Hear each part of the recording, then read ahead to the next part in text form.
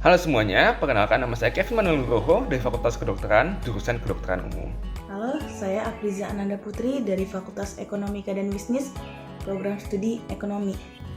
Perkenalkan, nama saya Ima Putri dari Fakultas Perikanan dari Kelautan, jurusan Ilmu Kelautan. Halo semuanya, perkenalkan nama saya Devina Miranda Alverina dari Fakultas Ekonomika dan Bisnis, jurusan Ekonomi. Halo, perkenalkan nama saya Miko Gewilin dari Fakultas Hukum Angkatan 2019. Saya merupakan bagian dari KKN Tim 2 Universitas Diponegoro tahun 2022 yang bertempat di Kelurahan Tanjung Priuk, Jakarta Utara.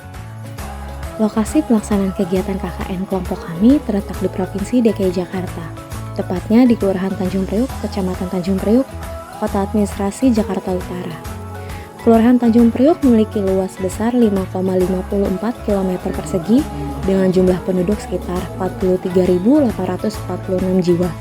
Data ini berdasarkan data sensus penduduk pada tahun 2020. Kelurahan ini juga memiliki latar belakang masyarakat yang sangat beragam, mulai dari suku, agama, hingga budaya. Masyarakat sekitar juga memiliki pekerjaan yang beragam, yakni pelajar, ibu rumah tangga, karyawan, wirausaha, dan lain sebagainya.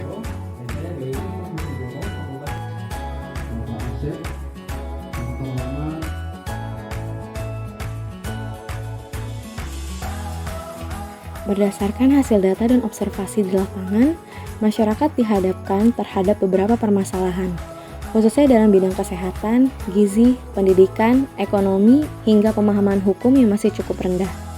Masalah-masalah tersebut lebih spesifik terkait dengan maraknya narkoba, stunting, tawuran antar remaja, kurangnya implementasi gaya hidup bersih, tingkat vaksinasi yang belum maksimal, banjir, sampah, pengembangan UMKM yang belum optimal, serta tingkat kriminalitas yang cukup tinggi.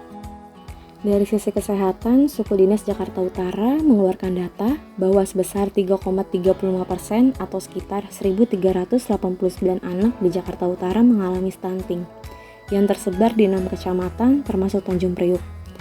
Stunting yang masih cukup tinggi tentunya secara tidak langsung menandakan bahwa tingkat kesejahteraan masyarakat masih rendah.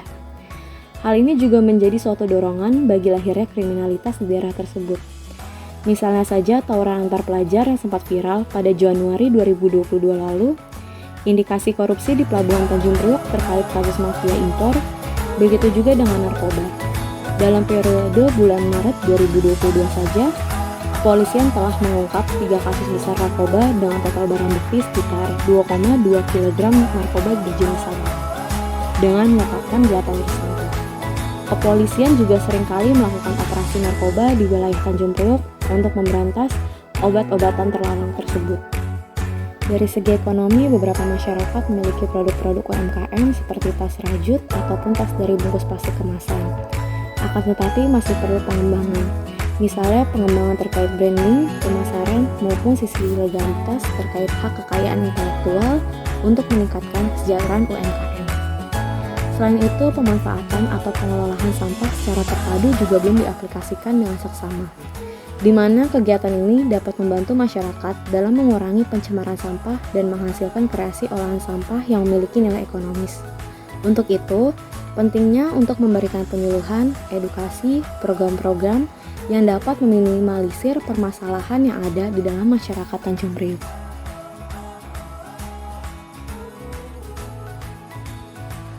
Daerah Tanjung Priuk memiliki banyak potensi yang bisa dikembangkan.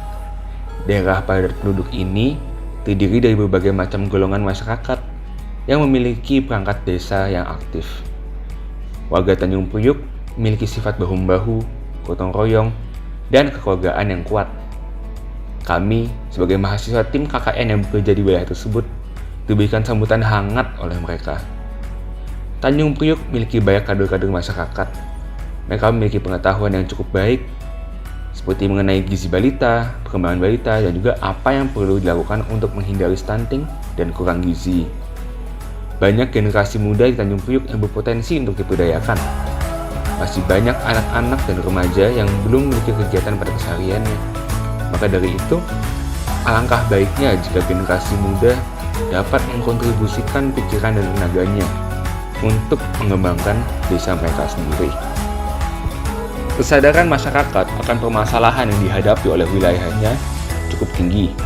Sudah banyak perencanaan dilakukan oleh warga Tanjung Priuk Namun, masih banyak pula perencanaan yang belum terlaksana.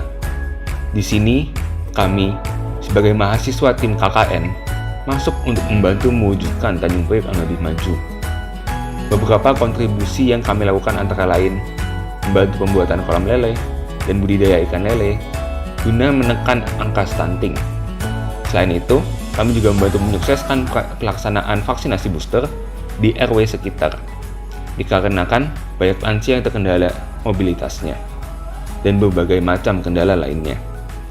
Tanjung Priok merupakan sebuah daerah penuh potensi untuk berkembang. Dengan sedikit bantuan dari yang berhati besar, maka dapat mewujudkan perubahan yang besar bagi lingkungannya.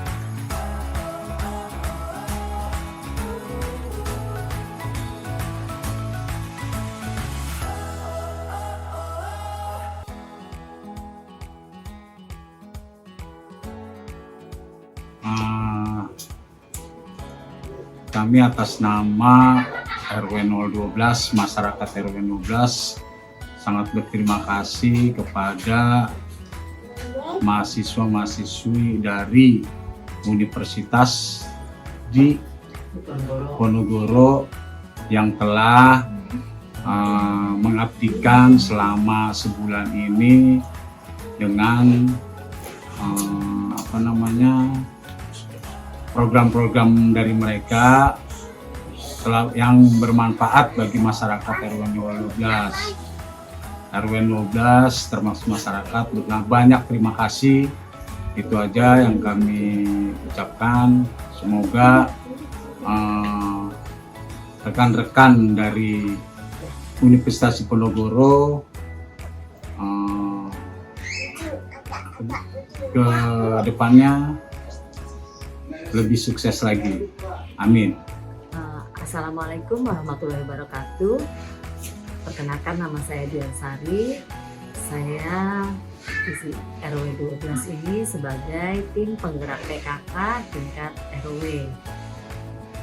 Saya atas nama pribadi dan warga RW 12 mengucapkan terima kasih atas partisipasi adik-adik dari Universitas Diponegoro yang mengadakan kuliah kerja nyata di wilayah kami. Tentunya hal tersebut amat sangat membantu kegiatan-kegiatan yang ada di wilayah kami. Terima kasih. Assalamualaikum. Nama saya Mansutina. Saya tinggal di RW 12. Saya di sini ketua posyandu balita, terus sama kader desa Wisma.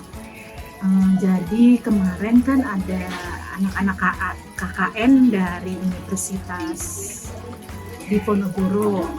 Nah itu pas kebetulan kita bulan Agustus itu kan ada kegiatan posyandu, tepatnya tanggal 3 kemarin Agustus. Jadi pas kebetulan juga bulan Agustus itu kan bulan imunisasi Dian, terus apalagi vitamin A, bulan vitamin A juga. Nah jadi pas ada anak-anak mahasiswa yang KKN di sini itu ngebantu banget sekali untuk bantu kita gitu kan. Dokternya yang dari puskesmas itu memang minta ada kader yang bisa bantu dia untuk nyiapin alat-alat kayak alat-alat suntik, terus lihat buku KMS balitanya, dia imunisasinya itu udah sampai mana gitu. Nah udah gitu kebetulan anak KKN ini ada yang dia kedokteran ya, jurusan kedokteran gitu. Nah terus di situ dia bantu, jadi itu yang kedokteran tuh dia bisa lihat buku KMS-nya gitu sama bantu untuk alat suntiknya. Kalau nggak ada dia nggak tahu deh, berantakan kali. Soalnya memang kan kita kadernya cuma 8 orang, jadi 8 orang itu untuk kegiatan kayak nimbang, ukur badan, tinggi badan, terus sama kasih KMS. Nah, yang mahasiswa itu saya tempatin di belakang. Di belakang itu dia yang untuk bagian yang suntik imunisasi gitu. Kalau nggak ada dia nggak tahu deh, kali berantakan tuh. Orang kadernya cuma ada 8 orang kan gitu. Jadinya kebantu banget gitu. Terus kayak kemarin kan ada sosialisasi tentang IT ya, kalau nggak salah itu IT yang masalah pinjol itu ya. Terus sama ada email ngasih sosialisasi bikin bikin kompos gitu. Tadinya kita nggak tahu harus di bekas, biasanya tuh saya tuh kalau bekas sayuran suka saya buang-buang gitu kan, udah habis masak buang ke tempat sampah. Tapi setelah dapat sosialisasi kemarin dari mahasiswa KKN itu kita mulai kumpulin sisa-sisa bekas sayur-sayuran bekas potong-potong buah gitu, mulai kumpulin. Jadi kita mulai mau bikin kompos gitu. Terus yang masalah pinjol itu, ya itu kita jadi ngerti ternyata ya itu emang pinjol itu tuh apa, benar-benar pinjaman yang nyekek banget gitu. Tadinya kan kita memang pernah sih ada di sini sampai stres mikirin itu tuh, karena kayak diteror gitu. Nah kemarin dapat sosialisasi dari anak-anak KKN itu, jadi kita paham, jadi ngerti gitu. Ya syukur alhamdulillah ada anak-anak KKN dan ke RW kita. Mudah-mudahan anak-anak ini kuliahnya bisa cepat selesai. Terus jangan lupa sama kita. Terakhirnya jangan lupa sama kita. Jadi saya atas nama warga RW 12 mengucapkan banyak-banyak terima kasih untuk anak-anak yang KKN di sini. Terima kasih karena kita jadi yang tadinya tidak ngerti, jadi sekarang ngerti. Assalamualaikum warahmatullahi wabarakatuh.